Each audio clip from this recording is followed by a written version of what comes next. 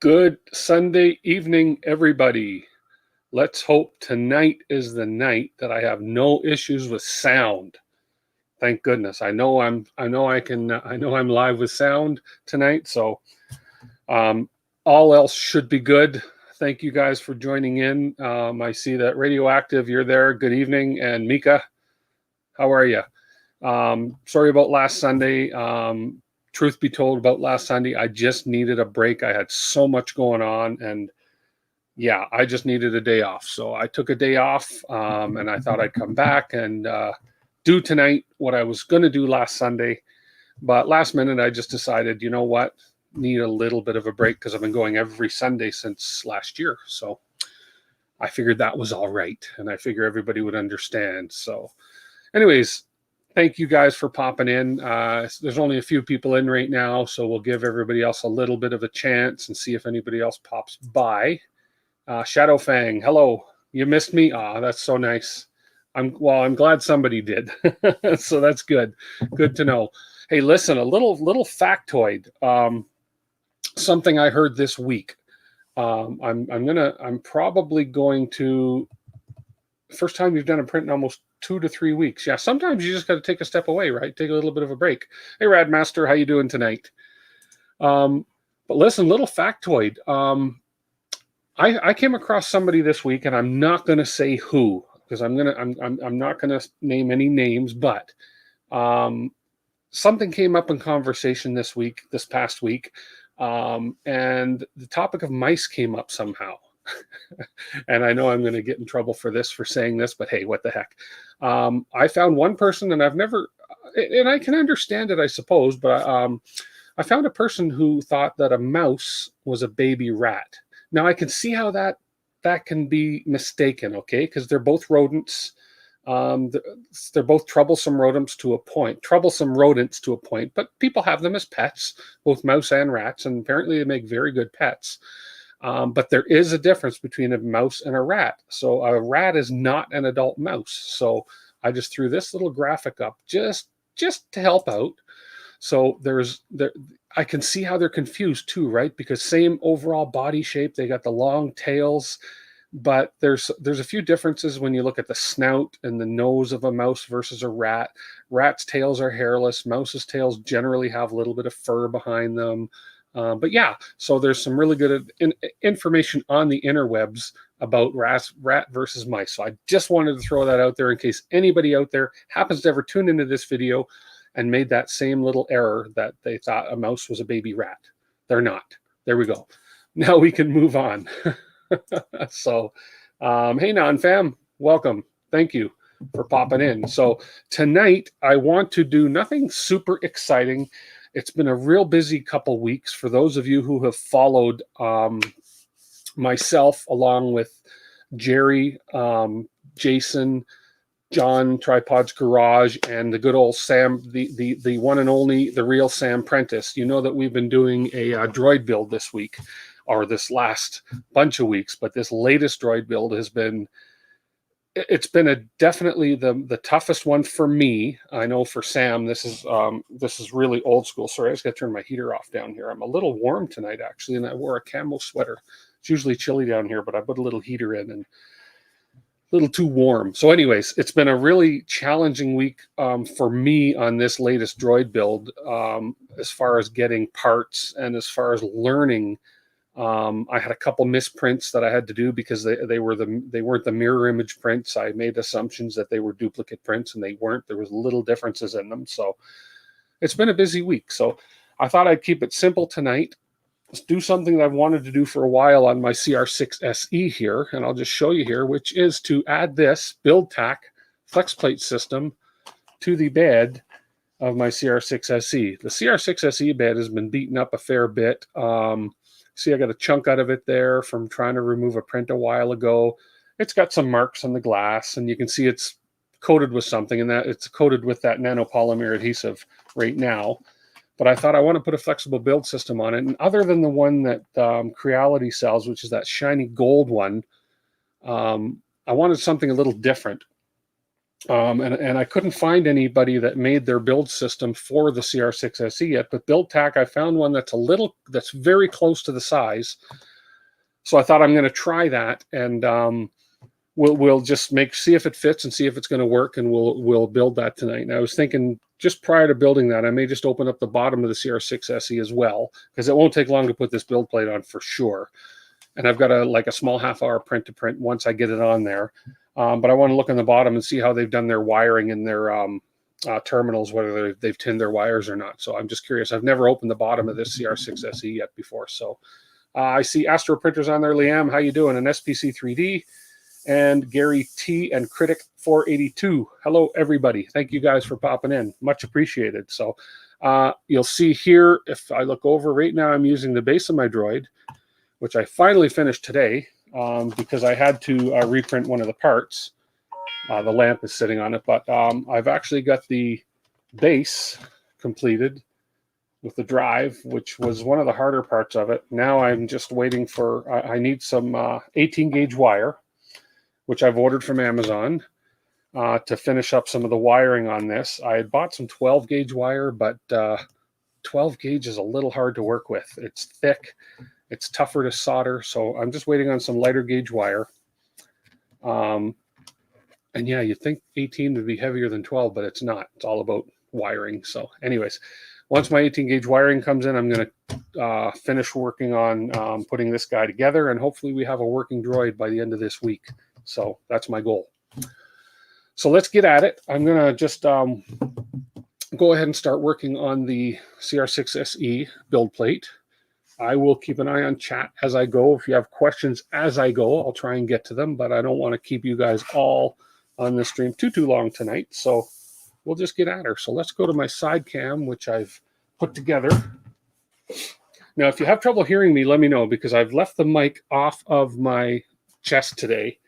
Because I know when I'm working around, it makes some noise, but I've got it on a pretty good big gain, and I think everybody will be able to hear me fine. But if you can't, let me know in the chat. So, Dominic, how are you? You think rats don't spin themselves into a cocoon and come out as bats the way mice do? I don't know where that's referencing, but hey, it's true, they don't. So, anyways, first thing we got to do is let's get the old build plate off this. And then we're going to look at the bottom of this thing as well. So I'm going to unplug this. The glass just pops off with these two clips, and the glass will lift up and just pop out. It's just held in on the back here with two spring clips. So, and we'll throw this glass. Ooh, didn't break on the rug over there. Another nice thing I like to do on my other CR-6SE, when I took the glass off, I realized that a lot of these screws had come loose. So I'm going to just ensure that those are tightened up as well. I believe the wrench size for this is a 2.5 mil. Yes, it is. And look right there already. And this is something I should have done prior to. Here, I'm going to bring the mic closer because I have a feeling you might not be able to hear me so well. So I'll put the mic a little bit closer. There we go. Hey, Marcel, how are you? Thanks for coming in. So yeah, if you look right here, I haven't touched this. And if you watch, I know there's shadows here. I should put this other light on. Hang on, let's see if this helps. I think this might help. There we go. I can turn that easily right away. And I'll bet I can do that with a few of these. Look at that. These are the screws, all of them. Oh yeah, holding the heat bed down. None of them. They're all easily turnable. Wow. They're all loose. Anyways, so first thing I'm going to do on this is just snug up these heat bed screws. That's going to give some, that's going to have leveling issues and all sorts of things. And surprised there's no wobble in the heat bed with how loose these things are. You know what I'm going to do? I'm going to twist this one monitor here. I'll show you what I'm doing here. I got a monitor right here. I'm going to twist that one monitor over. I'm going to move my stream over to this monitor. There we go. That way I can read the comments while I'm working here. So yeah, let's just tighten up this heat bed. That was extremely loose. It was similar to the one I had at my my second CR-6SE, but not that bad. There we go. They were really, really loose. There we go. All tight, much better. Okay, let's grab 2mm, and we're going to release. There's just two screws that are holding these little clips on, and in the back there's little nuts underneath on here, on these ones, and a couple 2mm bolts on top. So we're just going to release these 2mm ones. These ones are self-tapping into the actual block that's holding the glass on. So these guys will come off real easy, just like that. And we'll put these aside. We'll keep these because if I ever want to put them back on, if I ever feel the need to put a glass bed back on this, I can always just put these back on. Simple, easy peasy. Hey, Red Light, and hey, Phil 65. Expand when heated. Yeah, I agree, but they were like finger loose. So, well, and then maybe they tighten up when it's heated, but they were really loose. Okay. So these two front ones are off. And I'll loosen the back ones, and hopefully I don't need to get a wrench underneath here. Let me move out of the way of the camera. And actually, I do need to get my needle nose because, yeah, if I recall right, those are locked. Those are nylon lock nuts. So I'm just going to take my needle nose, and we'll hold the nut while I release the bolt. Well, we're going to attempt to hold the nut while I release the bolt.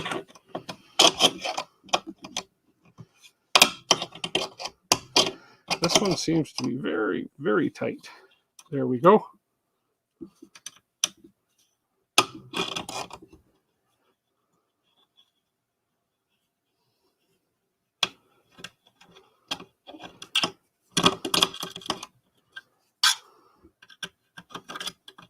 There's one, so there's a little lock nut. Those look like little M3 bolts.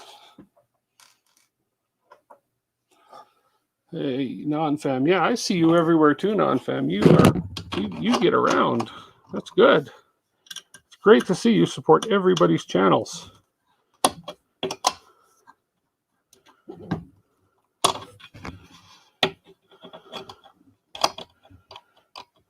Okay. Gotta be sure to grab the nut and not the actual threading. These are tight.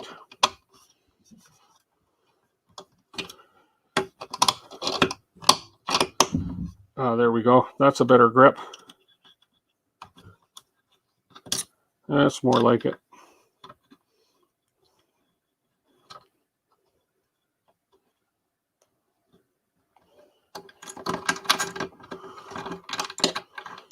Second one. And then that little clip just pops off like that. So we'll just keep all these together. And we'll grab these other ones off.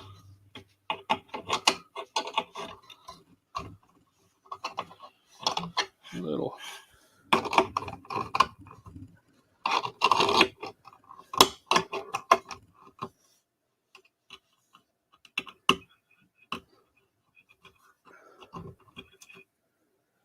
This one was fairly loose.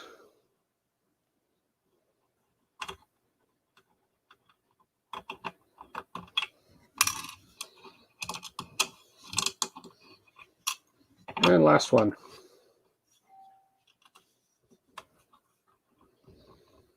I just heard my doorbell ring. Sounds like somebody's dinner's here.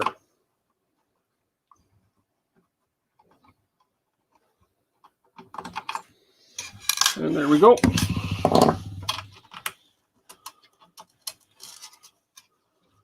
Again, another one of those little spring clips.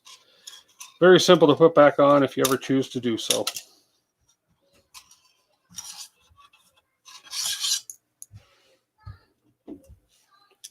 Okay, there we go. Okay, so before I go any further, let's pop this filament spool holder off here. I'm just going to look in the bottom of this thing and have a look underneath, see what's going on. So hope everybody's had a great week. Again, I apologize for missing last Sunday, but I just needed a little bit of a break, which I think is okay. I think everybody understands that. So underneath the CR-6SE, they've done it kind of nice. They've compartmentalized it. The power supply is underneath. No, sorry, my bad. The power supply is underneath this portion here, and the main board is underneath this portion here, so we don't have to pull the whole back off. And of course, this part right here is the tool tray. So all we have to pull off here is 3 screws, and I believe there may be 1 screw on top, but no, maybe not. Let's just see. I just want to see how they put these wires in. See if I want to put any ferrule clips on it while I have it open.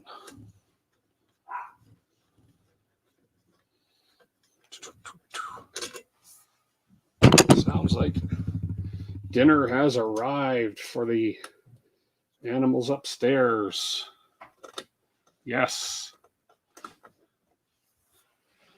That's a shorter screw there. That was a longer one. And we have a couple shorter ones here.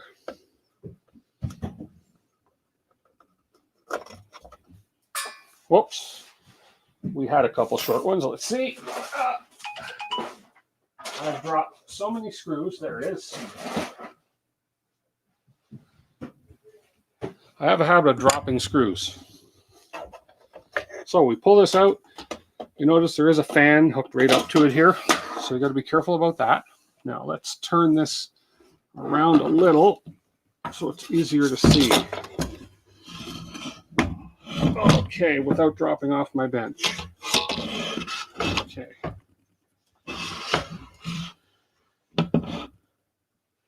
Here we go. Okay. So I'm going to pull this close-up camera in. I got to move the microphone. Again, let me know if you guys have any trouble hearing me. I keep moving this microphone around. So I still haven't fully positioned microphones and lights and everything where I want them to go. So let's see if I can get this close-up camera around here for you and give you a good view of this. Here we go. Inside. Come on. Come on, I'm going to make everybody dizzy. Oh, don't want that to fall off the table. I need a bigger workbench, but I'm working on it. So here we go. There is the board of the 6SE. That lighting is awful for you guys to see that. Let me try something else here. Hang on. Bear with me.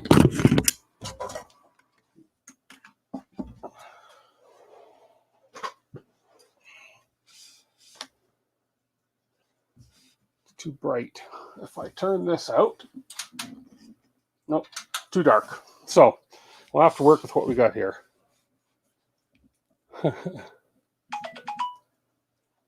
Yeah, unplug the fan, good idea. I'll just unplug the fan here. Yeah, that's a good thought. There we go. Okay, so we got the fan out. We have the board. It's actually very nicely done. The wire management is great in here. So man, that light, that is harsh light coming in there for you guys, but I can't figure out where it's coming from exactly, and I don't want to turn too many lights out. But anyways, so what I'm going to do is I want to check these wires here to see how they look, whether they've tinned those or what they've done. Well, it's open. Why not? Let's just have a look. Okay. Let's get that microphone somewhere where it's not going to deafen you. There we go. Okay, so let's take this first negative lead off and see how it looks.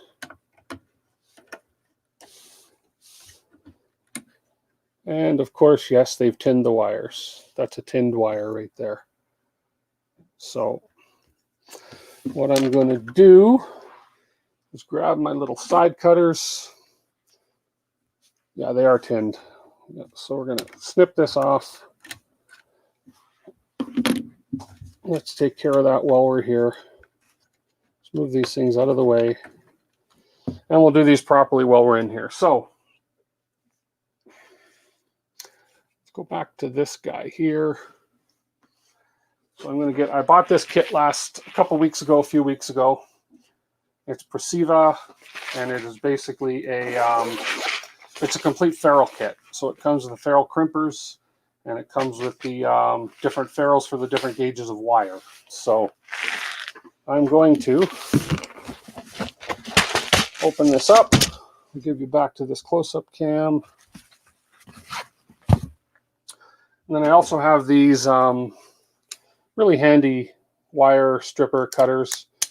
These things, I will never strip wire with my teeth or a knife again. I love these things. So we're just going to do these one at a time. Man, it's hot in here. Bear with me 1 second. Be right back.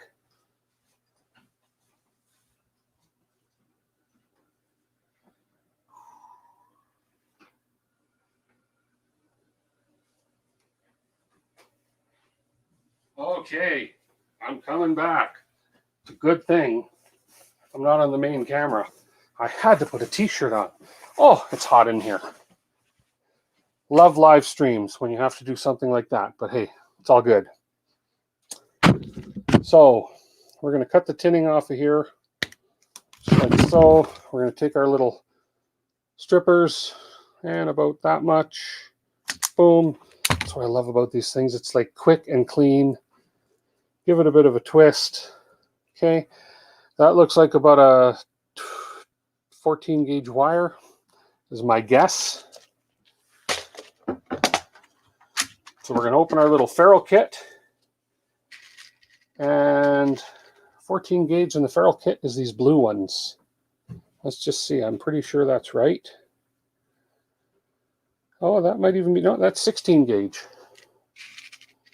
Black. The black ones.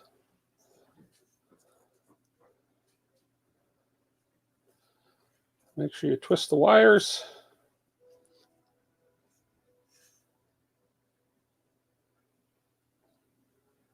No, that's not going to fit. No, I think I got to do the 14 gauge. Going in the hole.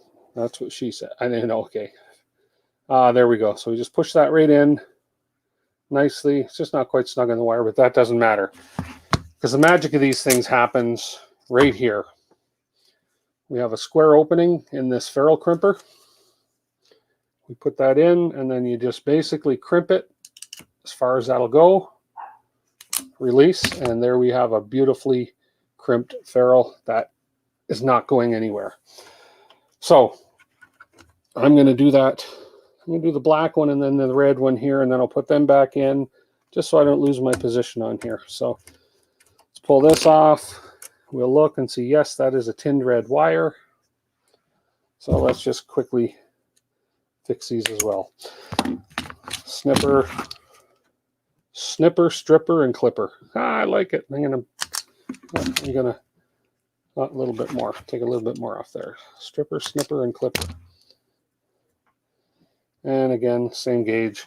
That's the only thing about the ferrules too, is that they're color coded. So even though I have a red and black wire, I'm putting blue ferrules on, but I can tell the difference because obviously the color of the wire. So, and again, we will just like that. Really quick process. Okay.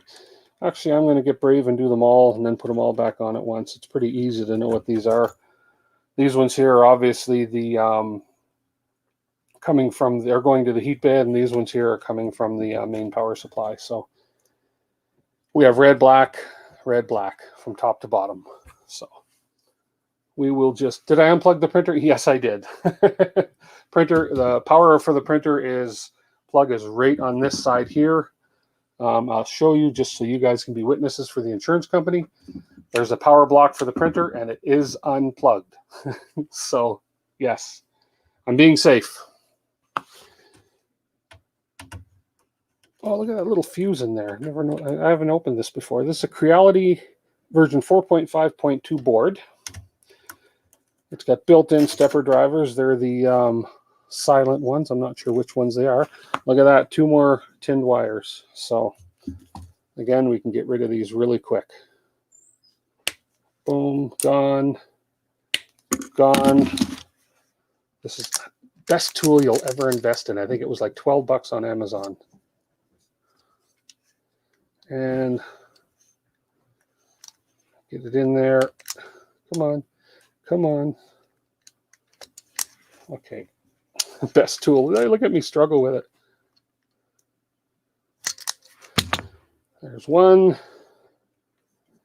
Let's strip this one while we're at it. Get the piece out of there. Should work without it. And 2. There we go. And we'll grab a couple of these blue ferrules again. Put one on. Crimp it. Whoops. Make sure it stays in. Hold it in there and then squeeze. And we're good.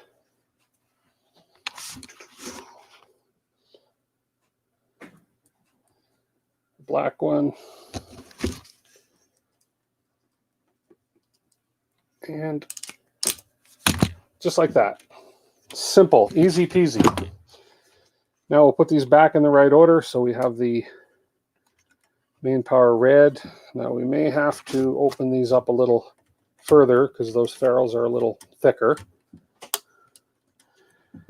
Yeah, and then just feed these, back that right up and feed the ferrule in, tighten that up.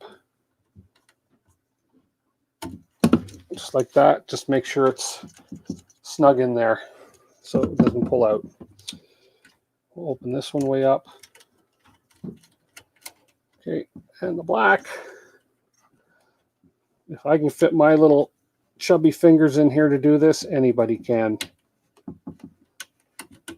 And there's the black one in.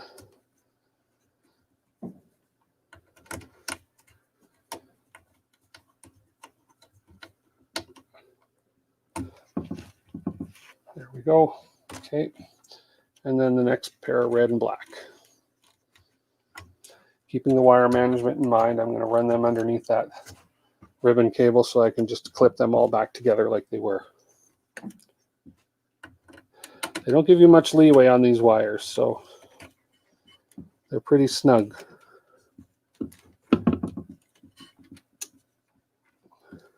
This one's going to be a little bit of a stretch, but I'm sure it'll go in.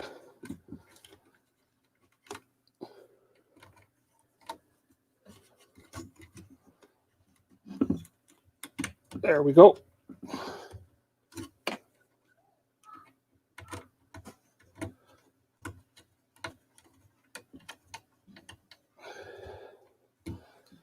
And the black one, last one.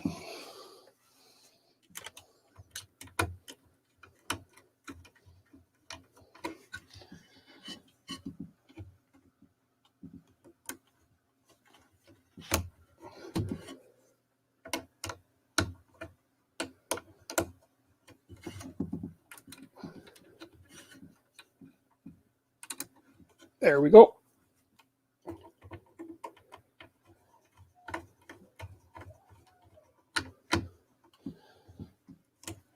There we go. Ferrules on all of them. Got rid of the tinned wire. We should be good to go. Now I'm going to have to remember which one that fan came out of. Fan 1 or fan 0. I'm going to guess fan 1. I didn't even think of it. I just plopped it out. Anyways, let me grab a zip tie. Here we go. Where are my zip ties?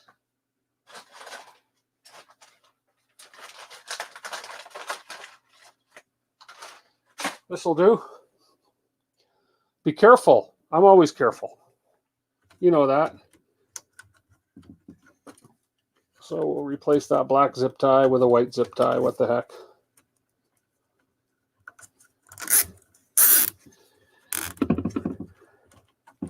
There we go. Snip dingle this off.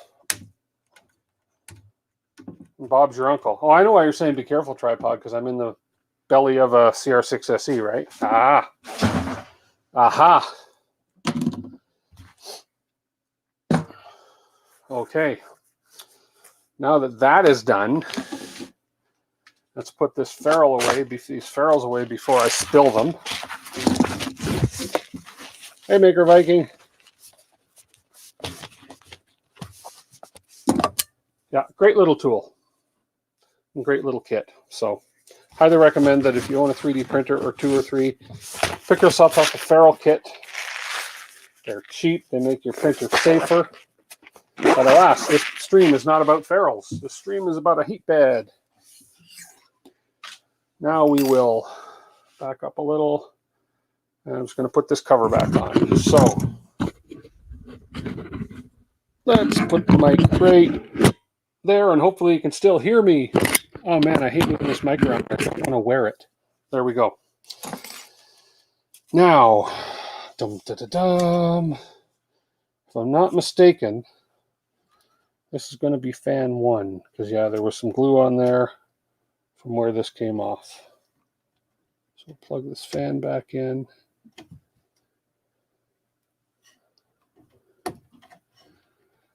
There we go.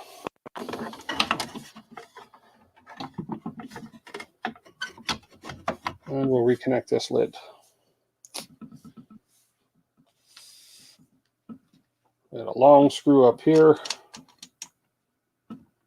What did you miss? Not much, tripod. I am just putting a new print bed on the CR-6SE, a BuildTak. And I thought before I do that, I will just go ahead and check the electronic connections in this. And sure enough, they were tinned. So I just threw some ferrules on them while I had it opened. So just to see how quick it was. How come I'm frozen here? Hang on.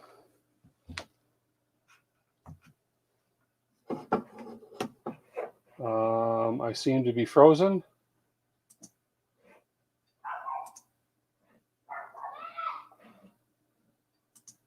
I am frozen. Can you hear me? I seem to be frozen.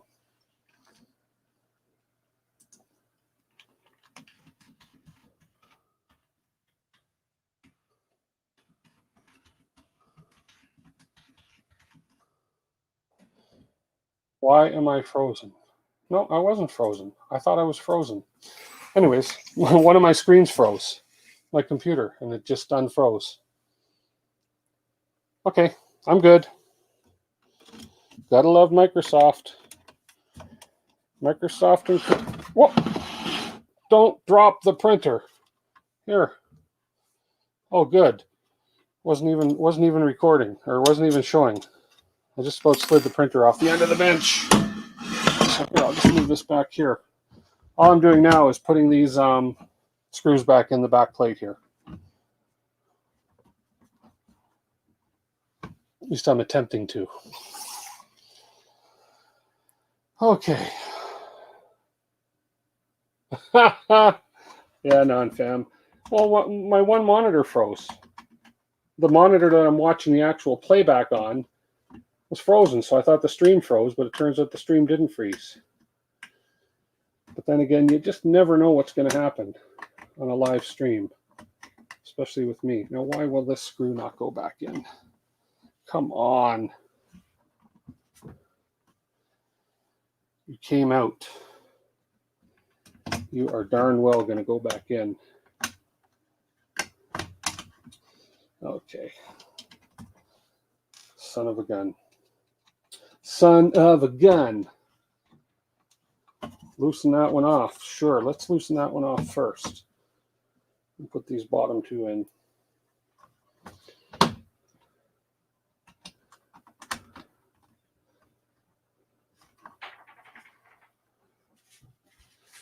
And you missed also, tripod, you missed my little tiny education at the beginning of the difference between a rat and a mouse. So you didn't miss a lot, but we had to educate somebody out there on the difference between a rat and a mouse. There we go. Those are tightened on. And I think while I'm under here, just because I'm going to quickly take and double check. Oh, too big.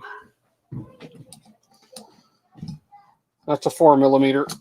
I'm just going to double check, make sure these are all, and see, these are not tight at all. Okay, that's good. That's good. That is not tight. And let's just make sure that everything here, these are tight. Yeah, those are the ones that I put on when I built it. They were tight. These, two of these were not. Okay. A little bit of printer maintenance before we do the build plate. Why not? Okay. Let's stand her back up. Now that we got the underneath guts taken care of. There we go. And there we go. Okay. So we got the glass build plate off. We took the clips off. We took the front clips off. Let's see what we got from BuildTak here. Okay. So this BuildTak kit, I'm not sure which one this was for. This was the closest I could find to the size for the CR-6SE. So I'm a little concerned about my sound here again. I'm going to move my microphone right there, and you guys tell me if that's okay. So we have our standard BuildTak system, comes with stickers. I always like stickers. Okay, and we have, you guys hearing a noise? Can you guys hear that thumping going on and the dog barking? Yeah, you put my fan in the wrong port on the motherboard. I did. Well, I could very well have. I'll find out. I'll double check that after. Let me get the build plate going. I was questioning that. I mental note, I should have thought of it when I took it out, which port it went in. Anyways, we have our BuildTak surface. And in here, that looks like the steel plate. Oh, and that's kind of pretty. Let's just see though. Yep, that's the flex plate, the BuildTak flex plate. Okay. So get rid of that. Print surface. So I did put it in wrong, you guys are saying. I put it in the wrong port. Well, okay. After I put this on, I'll turn it over and flip that over real quick. Okay. I'd find out the hard way either way. And look at that. That's the, there's the back of the BuildTak that goes onto the heat bed. Looks with magnets that are going to hold that build plate on. And then there's the front of the flex plate system. That's cool on the back. I'm assuming these little, I don't know whether those little, I don't even know what you want to call them, tracks. I wonder if those are to attract all the magnets together, or if that's for heat dissipation. Quite interesting. It's my first time using a BuildTak flex plate system, so yeah, quite interesting. But let's just see. This should be close. Yeah, there. Yeah, actually, that's nice.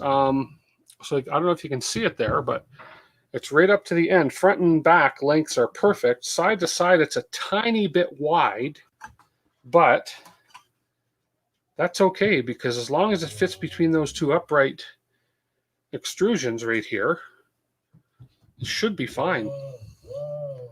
And it's just fitting between those with a good 2 millimeters on each side. So there we go. Okay, let's have a look. Since I've never used this, start by placing a magnetic mounting base on your printer to verify it will fit your print bed, which it will. Then make sure that your print bed is clean and free of debris, which I will. Use a pull tab to remove the clear liner from the magnetic mounting base and expose the adhesive. Position and align the magnetic mounting base over the print bed and press firmly to adhere. Start at one end of the base and work your way to the other, ensuring magnetic base is flat and completely adhered to the print bed. Yeah. Same way when I apply vinyl. Being in the sign industry is an advantage because I know how to do this stuff. So, just grabbing some alcohol. Got my 99% IPA, got my cleaning cloth. So, I'm just going to, I'm not going to spray directly on the bed, but I'm going to moisten my cloth. And we will clean this surface here. Very clean anyways, but you know, This will ensure that there's no wax, nothing built up on it. So there we go. Okay, now we're going to pull.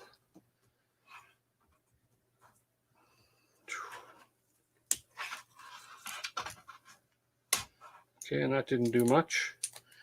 I'm assuming that was supposed to pull off this surface right here. So I'm going to have to just do this the hard way.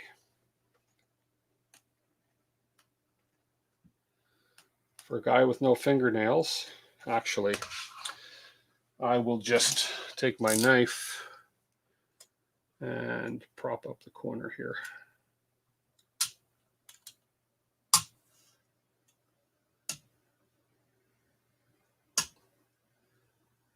There we go. Give me a starting point.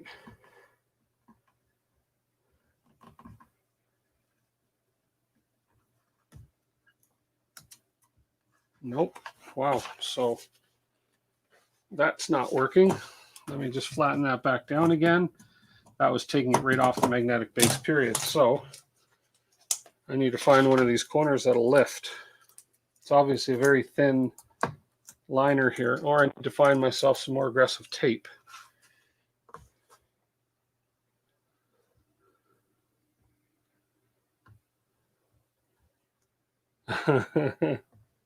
Yeah, still got all my digits here. Tripod. Come on, let me just grab the corner here. Man, tweezers, tweezers.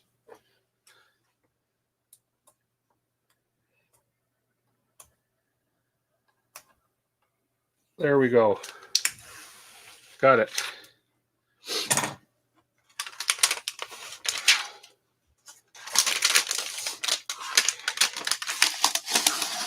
Okay.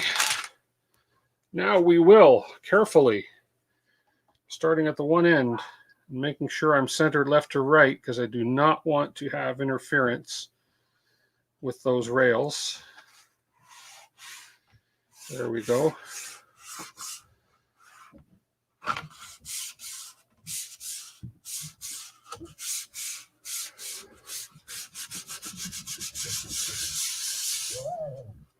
Perfect.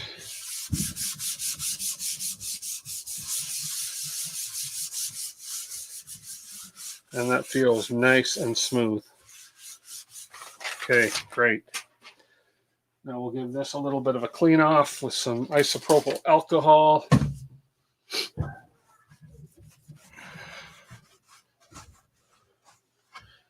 Okay. Now I need to wipe down my bare flex plate, making sure it's clean and free of debris, which I just did. Remove the white adhesive liner from the BuildTak sheet and apply it to the bare flex plate. So my bare flex plate. This guy, which, oh, that sticks nicely.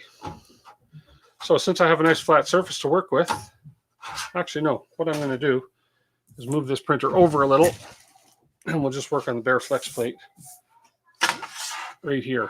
Here, this light will, all right, you'll be able to see this a little bit better what I'm doing here. Maybe. Hang on. Oh, here we go. There we go. So there's the bare flex plate. I've got to put the BuildTak surface on it. So we're going to give it a good wipe with IPA. Make sure that I get all the dust and debris off of it.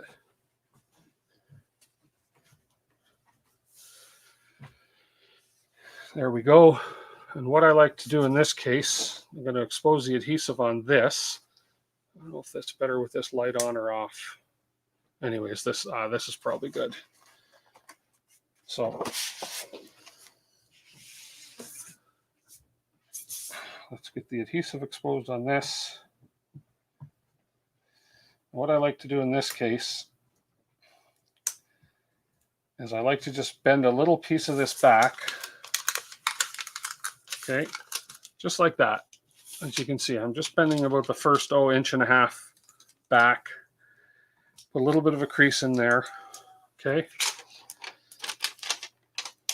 And I take my flex plate. I'll keep that up here so you can see. And then I just eyeball and try and get this as square as possible on the flex plate like this. I line up first the end that doesn't have the exposed adhesive. And then I just hold it on. So I'm square along this side. I'm square along this side. Then I come along and just stick that exposed adhesive part down. Then you just lift this. You grab that flap, pull it off, and don't let it flop down.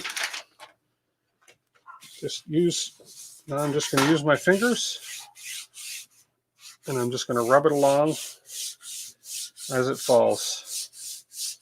This will ensure there's no bubbles, no creases. There we go. Smooth. Perfect.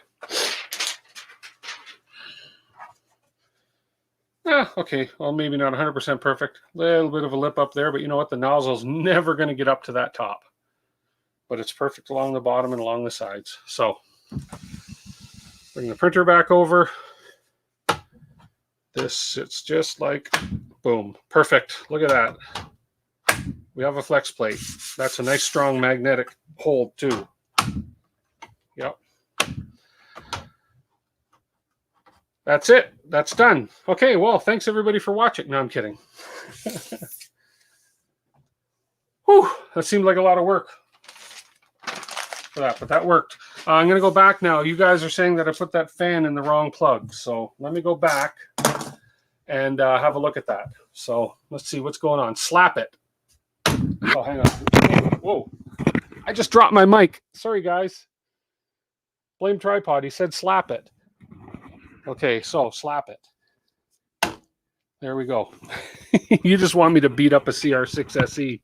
Come on, admit it. Okay, I'm going to put the mic back up there. I don't want to drop the mic again. Sorry about that. Like a pro. Okay, let's get back under this. Let's see if I put that fan in the wrong port, which you guys think I did. So I trust you guys, because you know what? To me, it said fan 1 and fan 2, and I thought, well, I only have the one fan going to that board, so there goes the mic again.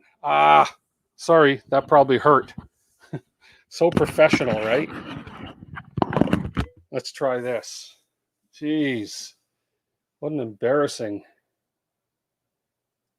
What an embarrassing stream already with the microphone. I got to fix that. I'm probably better off to get back my overhead microphone, use my Yeti again overhead. The wireless mic is great, but not when you have certain, if you're wearing a t-shirt, it sucks. If you're wearing a button-up shirt, it's great. So let's just open this up real quick here. Okay. Then we'll do a test print on here. I have a 30-minute test print. Actually, it's a print for the Droid, a piece that I forgot to print. So I may as well use it as a test print. It's just a quick print. Okay, we've opened this up. So let's just bring the close-up cam over. Show you where I got it plugged in, but you guys say it's wrong and I trust you. So I have, right now I have the fan. Well, that light's just making it too bright. So right under here, I have the fan plugged into the port that says fan 1. And so you guys are saying it should be down on fan 2. Is that right? Waiting for the zaps. Yes, definitely will. So the only other port that this could go in is this one, which that might be where it came out of. So you guys are saying fan 2. That's the proper port. Here is what you're saying. Okay, there we go. Why will that not focus? That is jumping in and out of focus. Yeah.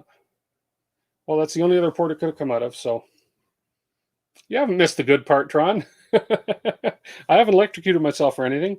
I slapped a printer. So, okay, well, we'll put the fan in that port because obviously that's the port that you folks think it should go on. So let's see. Always entertaining as usual. Yeah, what can I tell you? Let's go back to this one. We switched the fan.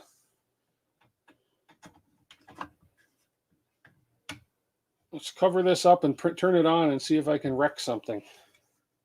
Okay. Okay.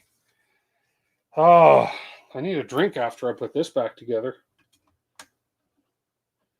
You know, a stream about putting a flex plate on a printer turns into almost screwing up a fan and slapping a printer to get back at all the pain it's caused tripod. There we go.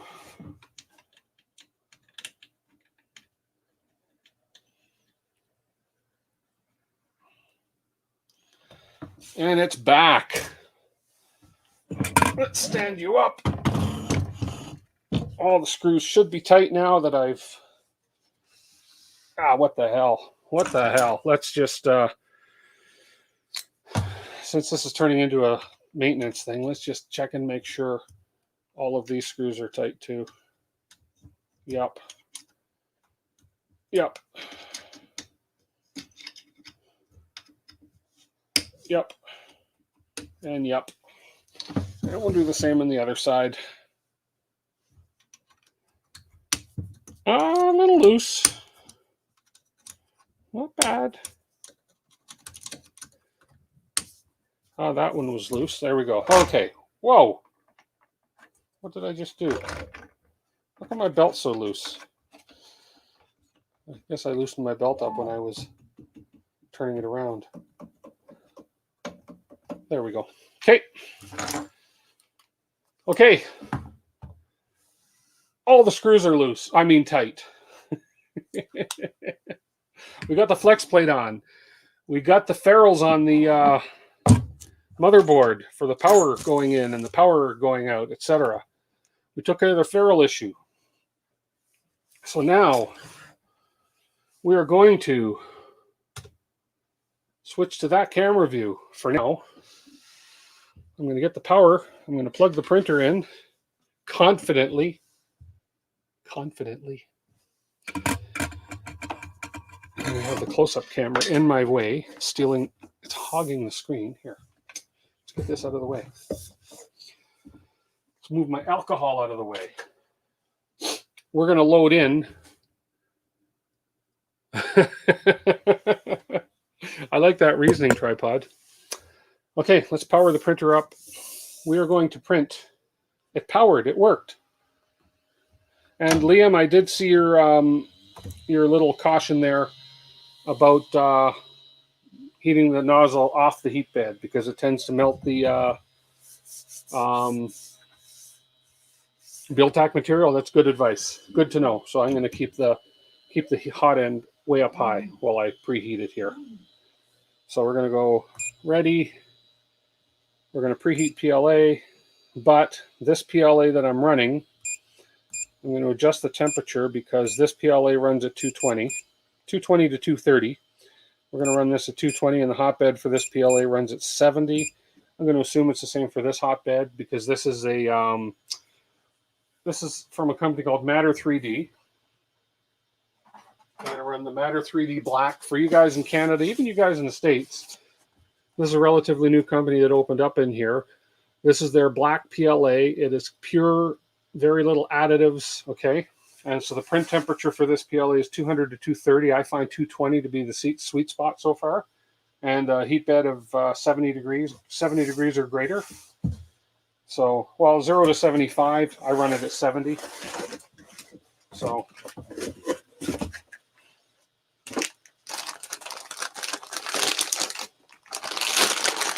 okay. Should re-level without preheating. Oh, I see what you're saying. Okay, yeah, it usually goes down. You know, good point. It drops down, but it'll still heat even if it's too hot. Good point. So let's level.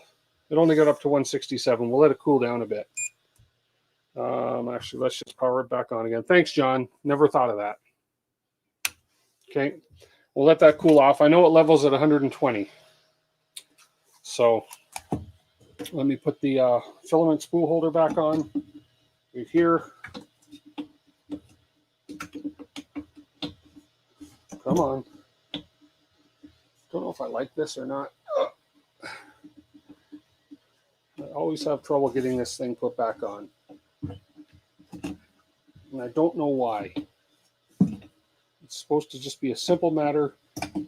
There we go. It is a simple matter. It's just me. Okay.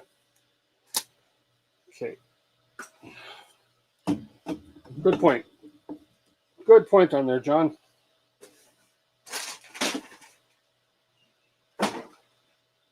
That's why you guys are out there. Oh, good. Should be here tomorrow. Good. On fam, I love it. It's great PLA. Don't want to watch me destroy your new build surface. That's for your channel. I'm glad to help. Okay, we're cooled down to 117. So let's just focus on here, what I'm doing here. I have not done the community firmware update yet, John, and I do want to do that. I'm a little nervous because I'm not that knowledgeable on firmware and all the.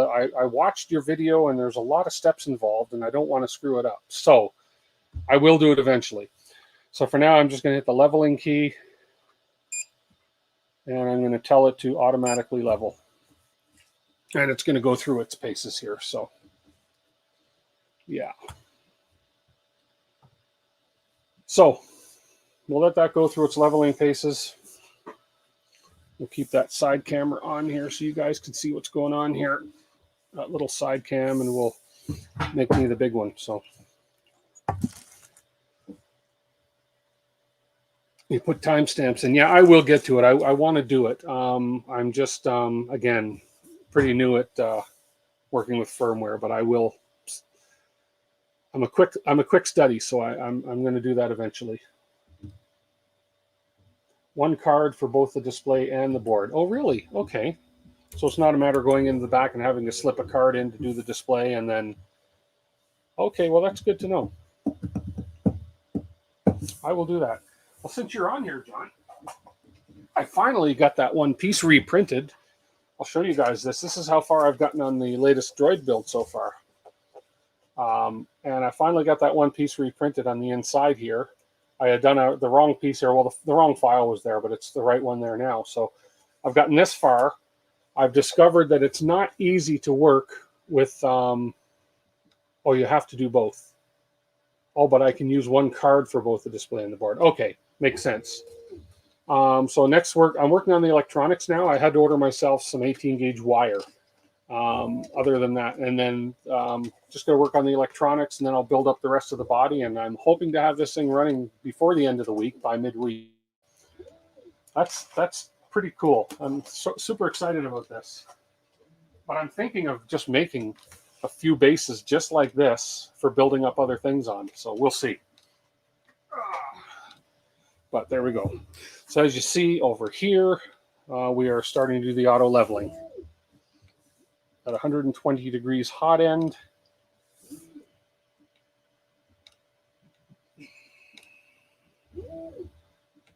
Okay.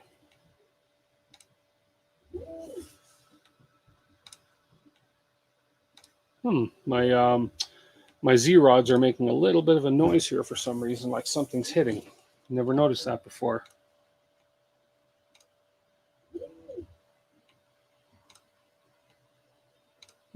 Oh, I see. It's just this little nut that's holding the anti-backlash thing in. But they're supposed to be loose, so not so worried. Okay, we have level. Let's switch over here. We've leveled. Now I'm going to go back, and I'm going to set my returning to 0. Where's my piece of paper? I want to check my Z height here, although I find that when I check my Z height on this, yeah, that's definitely too low. So we're going to raise this up.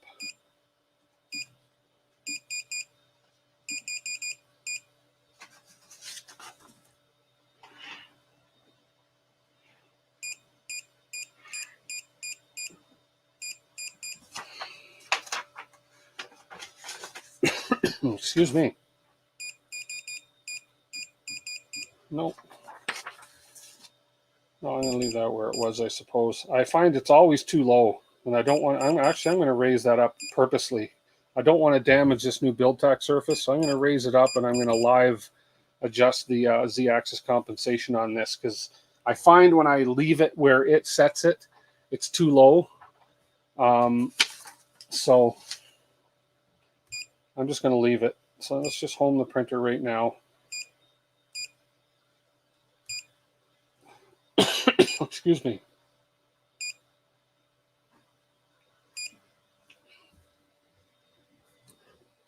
And we'll load some filament. Sorry, guys. Oh, I'm all choked up. No, I don't want you to home there. Why are you homing in the middle of the bed? Let's see. Oh, and you're good distance off the bed now. Good. Okay. Anyways, I'm going to raise up the Z, taking Liam's advice not to preheat my nozzle too close to the bed.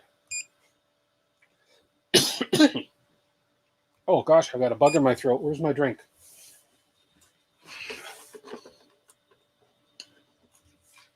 Oh, there we go. Okay, now we're going to preheat.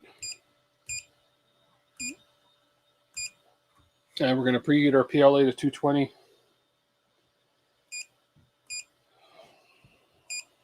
I'd like them to have the ability, I probably can, preheat more materials. Right now I've got preheat ABS and PLA.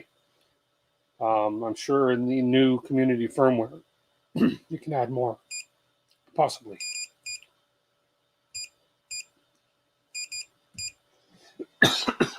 Boy. I got like tickle in my throat. 2020, 2021, you feel guilty coughing, but this is nothing but a tickle. Placing the order for electronics tomorrow. Awesome. Good, good, good. Good. Okay, we're going to run a test print here, and then we're going to call it a night, but let's see how this test print works. It should be pretty quick. Okay, we are heated to 203. I'm just going to start feeding filament in here. Again, this is the Matter 3D PLA. Where's my little nippers? Where did I put them? Over here. Give myself a good edge to start with here.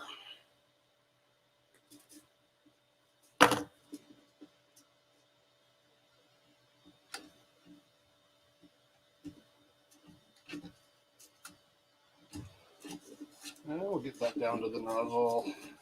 There we go. Okay. And let's feed some filament.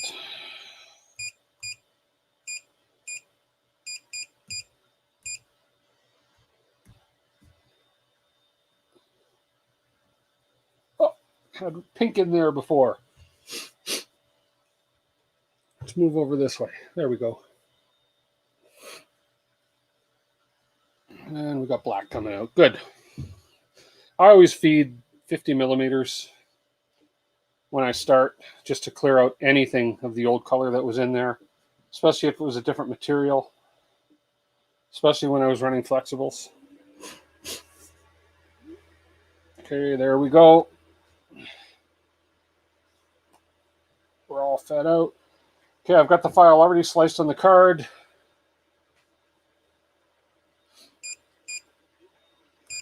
I've got two. It's going to be, let's see, it should be on the card. Vent. There we go, and print. Now I got to keep an eye on this because I've purposely set the my Z compensation high. I'm going to have two skirts print on this. So here, let me give you the close-up camera on this so you can see what happens here. There we go.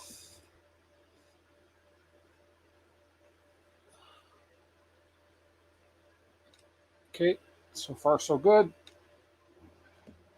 Leaves that little blob all the time in there. Okay, so we're definitely too high. Definitely too high. Not bad. That's just the purge line, though. Let's see how the skirt goes. Okay. Oh, it's a tiny print. Man, that's going to be hard. I'm going to have to visualize. I can't get my finger in there to feel it. We're going to go down 5 more. There we go. Let me see if I can zoom in any better for you here. That's a little better for you. Now, part of me is thinking I should have done a brim on this, but part of me also wanted to see how well this was going to adhere to this new build plate. Here, if I turn this printer a little bit, you might get a better angle of what's printing here. It's a very thin piece. Here, there we go.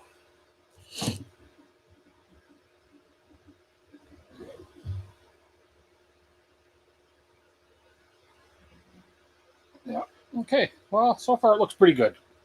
That first layer looks not bad. I probably could have gone down a little bit more, but it's adhering quite well. Okay, so while that prints, yeah, we can just chat and hang out now if you guys want. That is about a 25-minute print, I believe. That'll take me till 8:30 my time. So yeah, that's we'll see how this bed holds up. It's so nice and new. I don't want to ruin it. Actually, let's see. I'm going to put that close-up camera on the screen as well for you guys. Where are we? The magic of OBS, right? Let's add the close-up camera to the screen as well.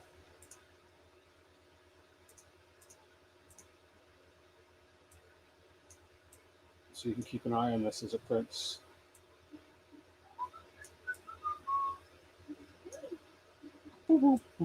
There we go. That way you guys can tell me in case I get distracted if if it's coming off the bed, but we'll keep an eye on that. Thank you guys. Yeah, so pretty simple. So we've solved a few problems here. We not problems. Well, one problem I would say we got rid of the tinned wires going into the motherboard on here, and we threw ferrules on it. Good thing to do. I'm going to eventually do that with all the printers. Again, BV3D Brian Vines. I watched your video, and that inspired me to get that kit and do that. So that is definitely a thing that everybody should do and check for, because I have read about tinned wires and what they can do and the issues they can cause. Hey Jerry, how you doing? Thanks for popping in. So, and then we put a new BuildTak Flex Plate System on the CR-6SE, which is running right over here as we speak. And right here in the close-up camera. And what I'm running is the vent. So the front body of our droids, that vent has a cover that goes over it on this side. I totally forgot to print that part. So I'm running a black vent to go on the front of this body for the Eggbot droid.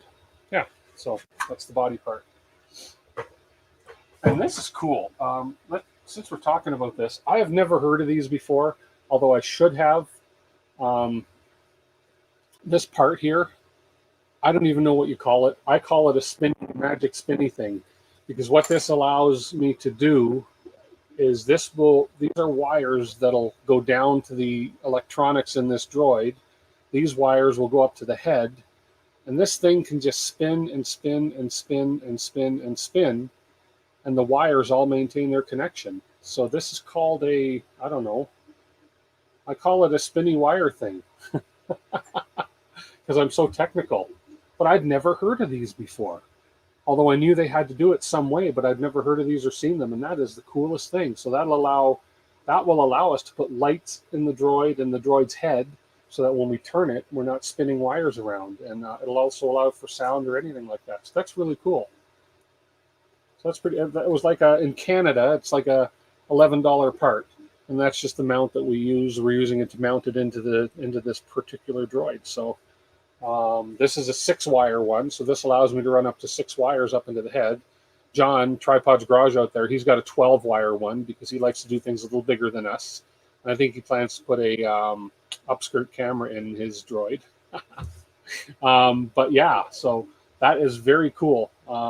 It bugs me because I know those are a lot cheaper in the US and we tend to get ripped off in Canada. But then again, I think we pay a little more. You know, they say free shipping with Prime, but it's built in. Don't fool ourselves.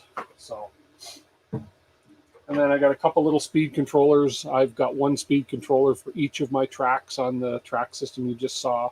So we'll be hooking the speed controller up. And then I've got to get another speed controller, I realize, for the dome, for the turning of the dome head. And yeah, so this has been a good challenge because of the electronics. I've never done RC electronics before, and this is really an interesting electrical slip rings. There we go. Thanks, NonFam. Yeah, this has been a really cool build because this is allowing me to take my knowledge of RC electrics to that little bit more of a level. I've got this much knowledge. There's this much to learn. I mean, so, but I'm teamed up with the right gang of people here, all you guys, because you guys are the ones that know all this, and that's what's great about this family is that everybody likes sharing their knowledge, which is awesome. So, thank you. No, thank you. So how are we doing here part-wise? It's still printing good, no problems. Get you a little closer. My wire's a little short to get much closer. I know. Things we say, things we do. I don't necessarily like that light. What if I turn the light on this? Let's see. Does that help? You can see a little better there, maybe. Yeah. Dum Dev. Did I say hi to you earlier? I don't know. I don't know who I said hi to and who I didn't. We have 19 on right now, which is great to see. I should have done a little bit of a giveaway tonight, but nah. I have nothing to give away. I have nothing left to give away. I've been playing with on another front. You guys saw me talk about accessories and stuff. I've been using this little soldering iron recently, and I love this little thing. Mind you, my tip got a little bit, although I think that's natural for soldering irons for the tips to get a little brown. But this thing is cool. You plug it in. So basically, I can show you. No, I can't. I don't have my extension cord here. You plug it in. You click the button to turn it on. It heats up to 300 degrees in like 5 seconds. Boom! It's ready to go, and it works really well. So it's what I've been using to quote unquote solder my wires so far, and I do that in air quotes because I'm not the best person for soldering. I've got to learn a bit more how to solder properly. Like I have, for instance, I have these. I have some of these clips. These are these are, oh God, I can't even read that. My eyes are terrible. You guys know these plugs, but you've seen these plugs before. Tripod, you'll know what those are. Those are plugs used a lot in RC. I believe it's an H something 60. XT60. So that's an XT60 plug. So I tried to solder in that end here. I tried to solder 12 gauge wire in there, and I could not for the life of me get 12 gauge wire to solder in there. I couldn't. I mean, I tinned the wire the best I could. I just think I'm not experienced enough, and I couldn't get this to work. So I did a bit of research. It doesn't have to be 12 gauge wire, so I've got some 18 gauge coming in. 18 gauge will be a little easier because 12 gauge just fits in there. And when I put the solder when I add the solder to this and then I tin the wire, it doesn't fit in too well, but the 18 gauge will fit in a little better. And all I have to do is just, yeah. So anyways, that's kind of what I'm going to use. And that is going to hook up, basically, this is the beast that I'm powering the drone with. Okay, 5200 milliamp, 11.1 volt. And then basically, this is basically going to be soldered with wires coming out of there that are going to go into my distribution block that are going to go for powering the rest of the Droid, which involves some speed controllers. It involves some, some I'm losing my vocabulary. Voltage reducers. You guys know what I mean. But anyways, yeah. So anyways, yeah, that's going to be kind of part of it. And I'm trying to also heat up and fill with solder first, which is what I did, and then heat back up and stick your wire in. And that, and it just, but don't. So you're saying don't tin the wire first? But all the videos I've watched on soldering these say to tin the wire, fill that thing up with solder, then put them in, heat it up, and let it go, and boom, it's done. I just think the 12 gauge wire was too big for it. And then I am using, where did I put it? To distribute my wiring, I'm going to use one of these guys. So I'm going to have my positive from the battery coming in here, which I've connected to all these 4 outputs over here. I'm going to have my negative coming in here. And so that'll allow me to stick out my common negative to my devices, my common battery to my devices, including my buck converter, etc. And hopefully that'll keep everything nice and neat. And then I can just unplug the battery from this when I have to charge it. So I think that's maybe a way to do it, is one of these screw ports for connecting all the wires, keeping them neat for me. That's an easy way for me. And then I can also use those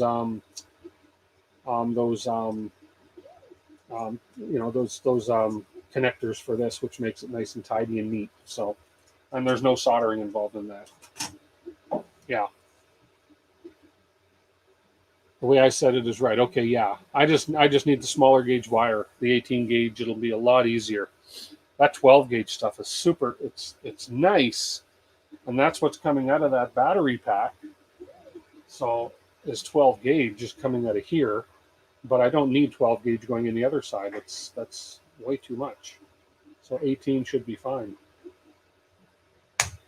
Yep. And the one thing, and I'm sure all you guys out there know that have used, you're going with a Y harness? Yeah, Y harnesses work good too. I'm sure all you guys that use these batteries know. I've used these batteries in the past a lot, not this big, but I've used these LiPo batteries, the 3-cell batteries, a lot. First thing to do, one of the first things I do when I get these, well, first of all, I test the voltage coming out of here, make sure I'm getting my 11.1 volts, and it is, it's fully charged. Then I go ahead and this is the balance charging port for this battery. That goes, my charger, where did I put it?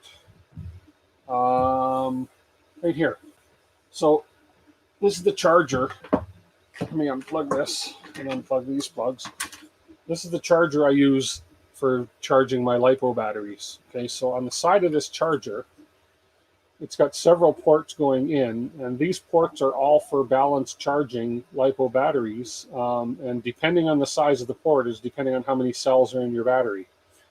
So this particular battery is a 3-cell battery. So that's the balance charging plug for this battery, and that would go in. Make sure it's the right way up. So that plugs in that side. And basically what that does is this allows this battery charger to charge all 3 of those cells evenly. So it's called balance charging. It charges them at the same rate, the same time, to the same voltage. So it's a great little charger I picked up a long time ago when I was doing some other electronic wiring. I needed LiPo batteries for a project, and I just thought, you know what, it's overkill, but it works. And then I also have some smaller individual chargers, but that's my main charger for LiPo.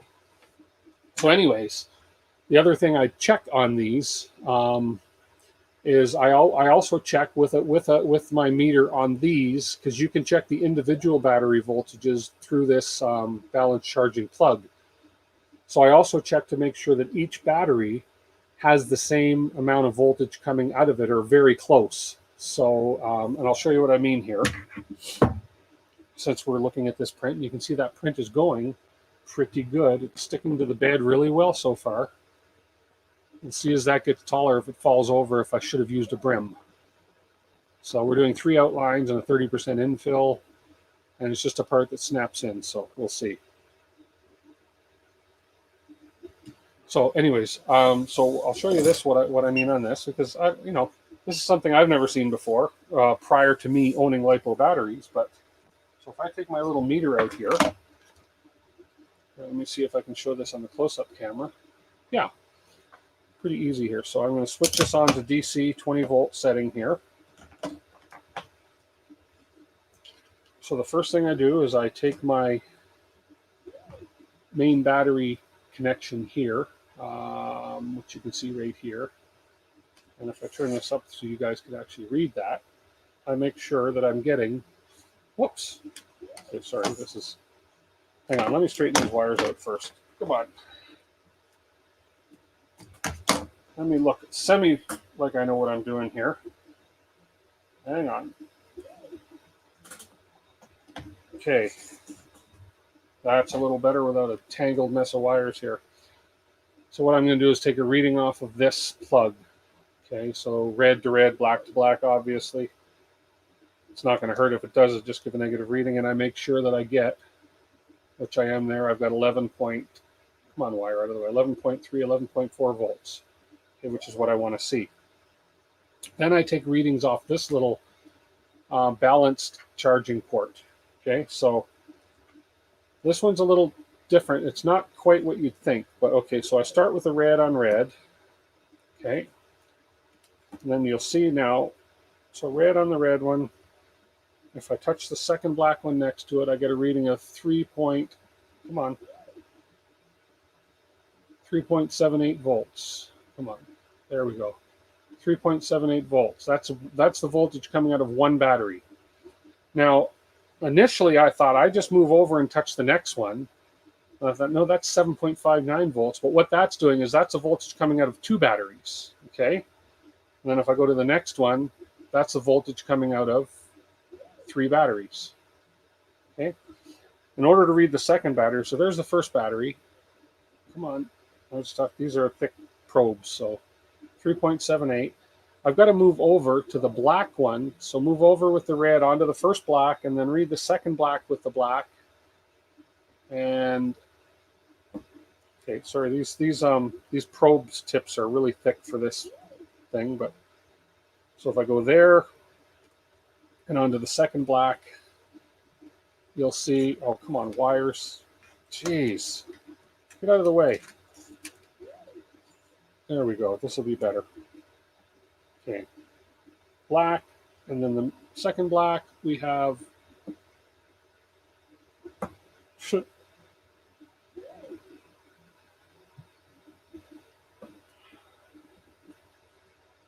okay,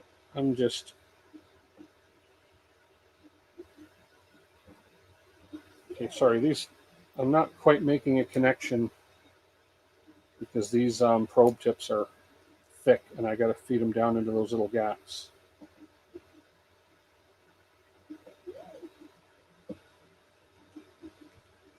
Oh, I had a plug unplug too. Jeez. There we go. Okay, so there's the second battery. So the first one I go red, the first black, we read 3.78. I move over 2 pins, we read 3.78. Then I move over to the last set of pins, and we are at 3.78, 3.79. So basically all three batteries are putting out the exact same voltage, which is what we want to see. It means they're balanced. Okay, and so again, 3.78. So if you see the reds in the first one, blacks in the second one, then I move over a set, reds in the second black one, blacks in the third black one, and then I move over again, reds in the third black one, blacks in the last black one, and they're all reading 3.78 volts. So, and if you multiply 3.78 3 times, it should equal approximately my complete voltage, which is 11.4, 11.39, 11.4. So that basically means all three batteries are balanced. And when you go to charge them, it's going to charge them through this port as balanced batteries. And if you take that initial reading and those batteries are not the same voltage, so if one of them was 3.78 and the other one was 2.44 and the other one was whatever, then you don't want to initially do a balanced charge because you're not going to charge them all to the same level. It means you either got a bad battery pack or you're going to have to individually charge each cell individually to get them to the proper voltage so that they are balanced. So I did a lot of research on LiPo batteries before I got into them, because I heard all these horror stories about how dangerous they can be, and they can be if they're not charged properly. So yeah, one tip became half a tip in a flash. Yeah, I know. Man, this my meter, I have a better meter and I should find it, but this meter has a habit of the black plug, the common, it tends to pop out easily.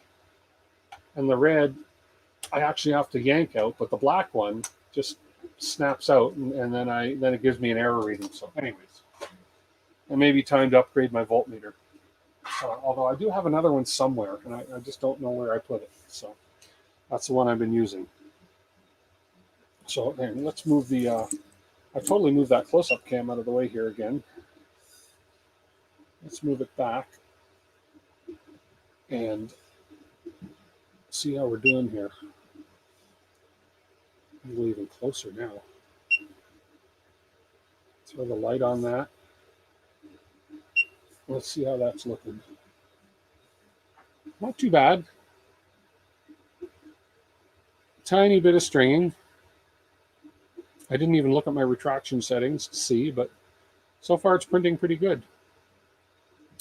And I'm hoping it stands up the whole way, considering I didn't put a brim on it. But yeah, it's obviously sticking quite well to this new BuildTak surface. So there we go. Yes, stored properly. I have, I don't know where I put them. I have foil. They're foil bags. They're actually metal with a Velcro on them. You put them in this foil bag, and they basically, it's a fireproof bag. And yeah, you need this stored. They got to be stored properly for sure. Yeah, I actually charge them. I leave the bag open, but I put it in the bag and I charge it while it's in the bag, so there's airflow, so it doesn't get hot. But I leave it in one of them when I charge it, because things can happen when they charge, especially if you're using a cheap charger. You know, you may have a decent charger that says balancing charger, but let me go find, I'll show you the other ones I got. Bear with me. Hang out, watch the show.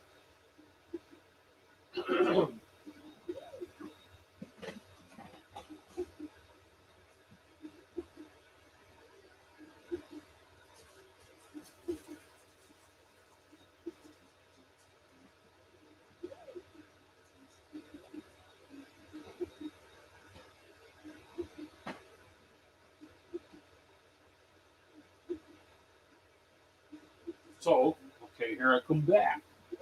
I have a couple different kinds of chargers that I've gotten over the last 3-4 years. Some of them are still new. So this is what I use. I've got a bunch of these. I got like 8 of these. So these are called LiPo safe bags. Okay, it's basically a fireproof bag for keeping LiPo batteries in. And as I say, I charge them with open, and it's Velcro, so it opens up. And you basically open this guy up, and you can store, and actually my new ones, looks like they're going to fit in here. Yeah, they do. So this holds this size battery quite easy. So I would just leave this open like this, and I would, you know, charge this, run my balance charger on this. It's got a little output there. But anyways, it's good to store them in this as well. I personally will charge them just with this open, just to be extra safe. Yeah. LiPo didn't last long, though. It was made more cheaply than the quad. Ah, there we go. Yeah, I agree with the radioactive. So anyways, but that's what these bags are.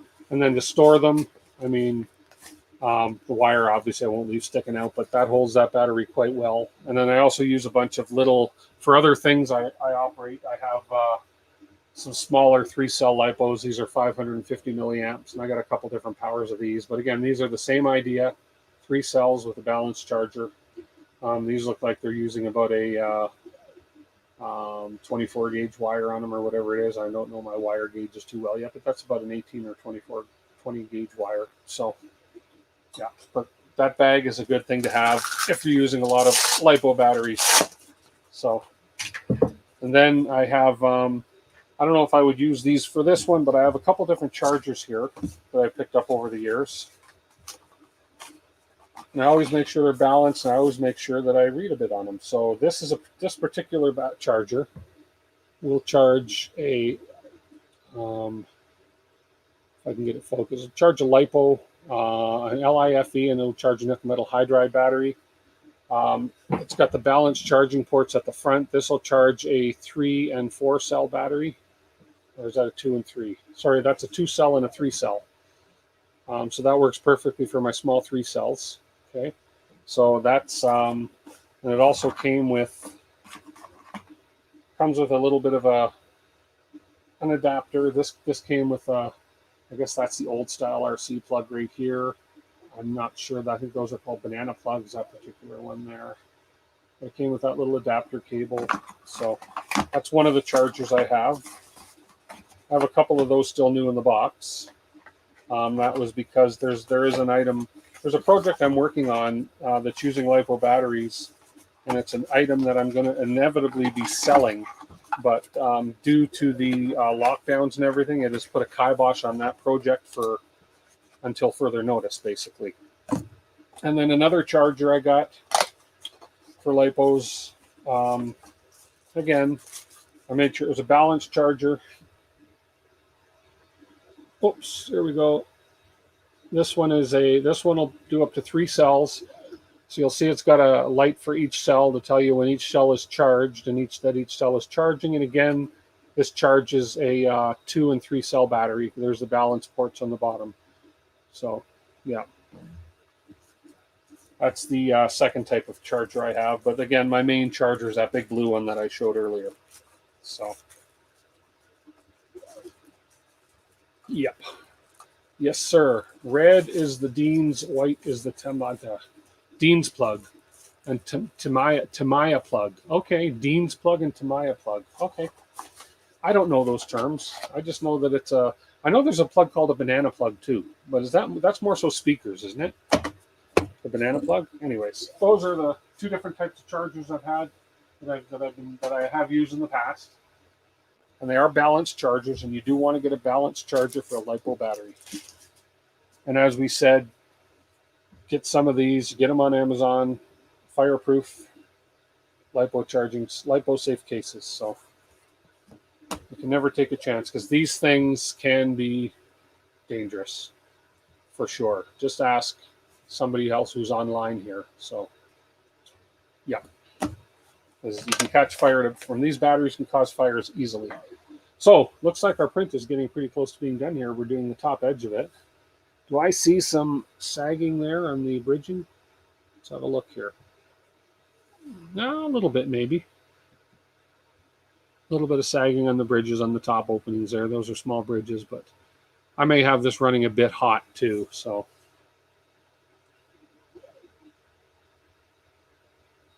but we're almost done here. Cool. Cool.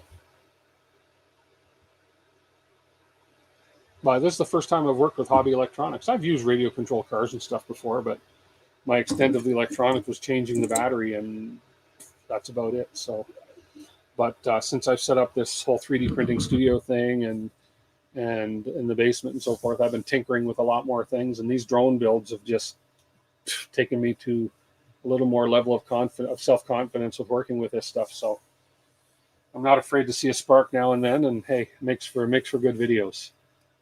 So.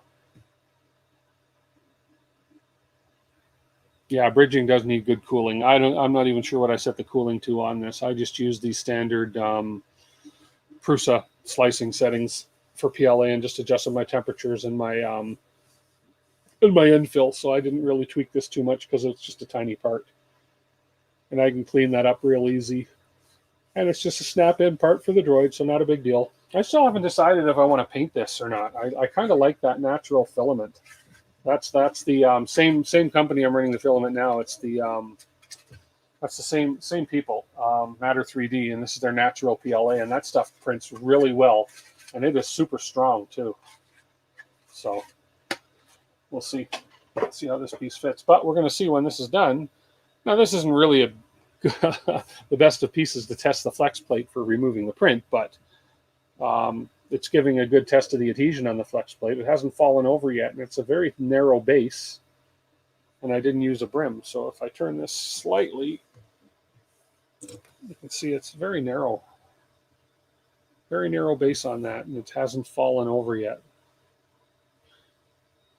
I tried that in carbon fiber just for fun. Or no, ABS, sorry, it was ABS. And the first one I tried fell over on my Ender 3V2, so.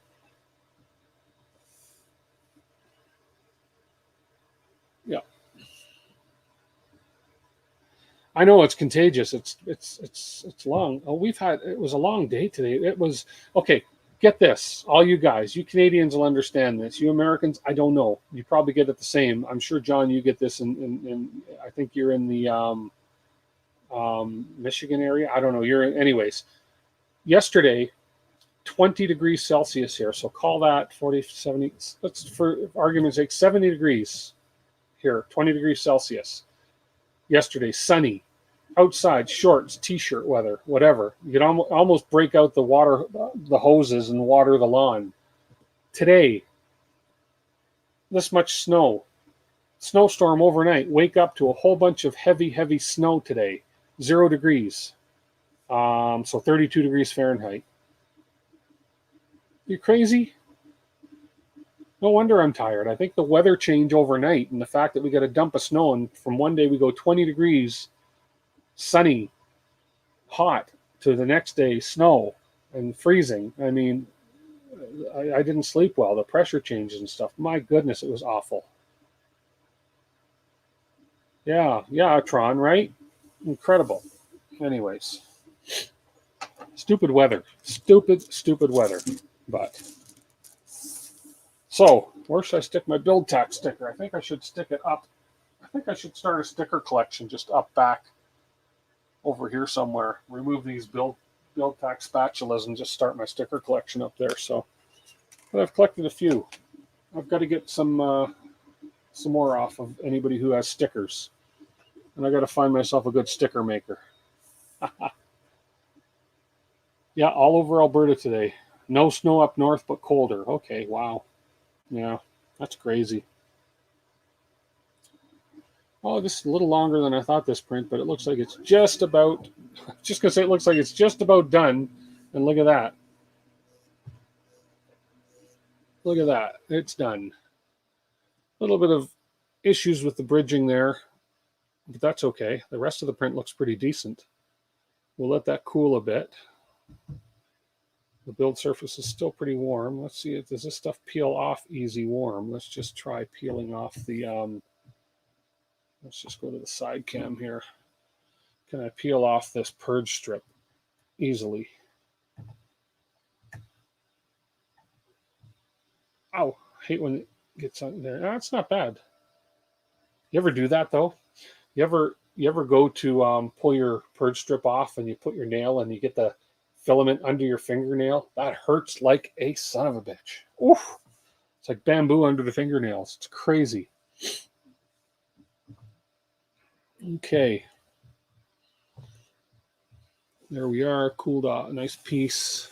Print turned out pretty good, except for that little issues underneath here with the bridging. Yeah, I can clean those up.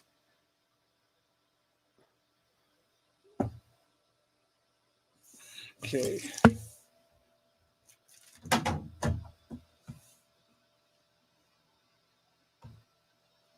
Let's just pull this off of here. So they give you these also with BuildTak. Depending how much of a wuss you are, they give you these little silicone grippers because their flex plates don't have any handles on them. Whoops, let me switch back to the main camera here. Their flex plates don't have any handles on them, so they give you these silicone grippers so you can grip, so you can pick up your flex plate by the corner without burning your hands. But I usually find at 70, 60, 70, 80 degrees, I can pick it up no problem. It's not a big deal. It's when you get up to 100 and something on the flex plate that it gets really hot. But this cools down pretty quick. So let's have a, nothing yet. Oh, that snapped off nice and clean. Look at that. And left a nice clean plate behind. So good. First time trying to BuildTak, and I kind of good. Looks like it left the, whoops. I've got my skirt was a little close to these outer pins, but if I pull the skirt off, I'm taking my skirt off. It's not a bad looking print. I mean, it's a quick print. It's simple. As I say, other than that, those bridging issues, but I'll fix those up. But let's have a look and see. So it should go. It should stick right in the front of this.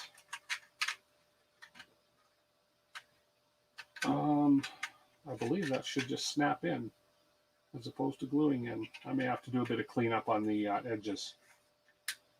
But that'll just... Oh, yeah, it's supposed to snap in there, but I have to clean up the edges a little bit. But that'll basically finish the front of that part off, but I'll work on cleaning that up a bit after. So there we go. That is it.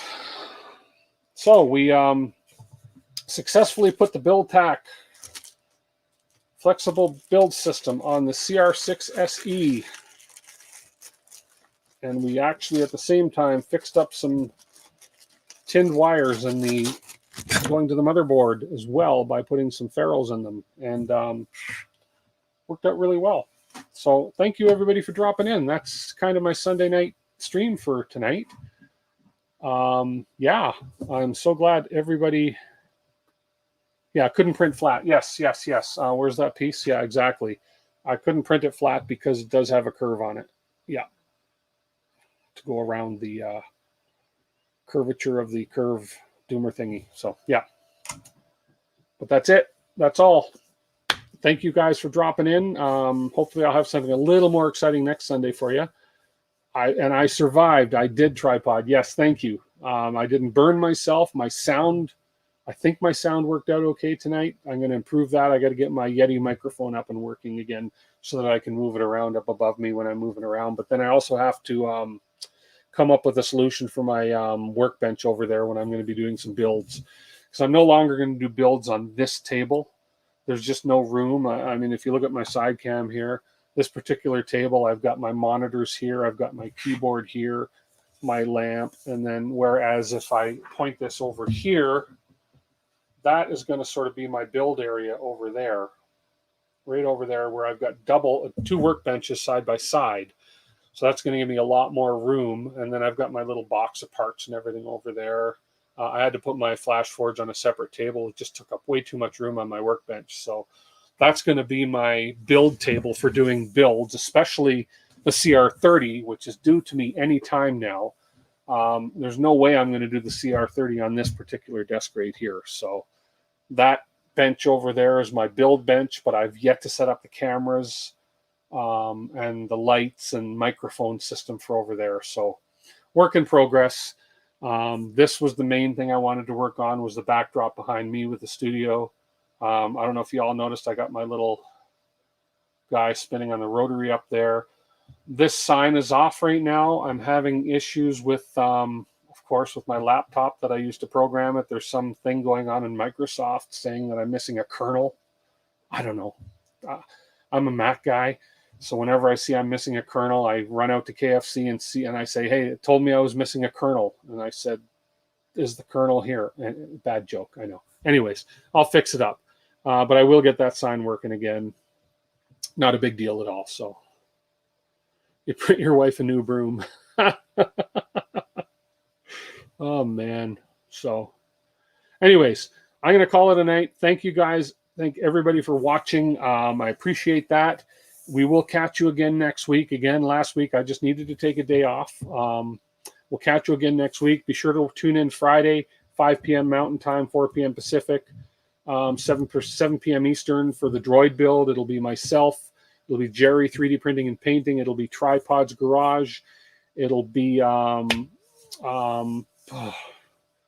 real Sam Prentice and Jason. Will be streaming again with the progress of and everybody that pops in who's building the Droid. and we'll be talking about our progress again. Hopefully we have some of them working and running, and hopefully I haven't burnt my house down with the electronics work by then. So until then, thank you everybody for popping in. Keep a level head, keep a level bed. Happy printing this week, and we'll catch you guys all on other streams. And worst case scenario, we'll catch you guys live next Sunday night. Have a wonderful night, everybody. Take care. Thanks for popping in. Much appreciated. Bye-bye.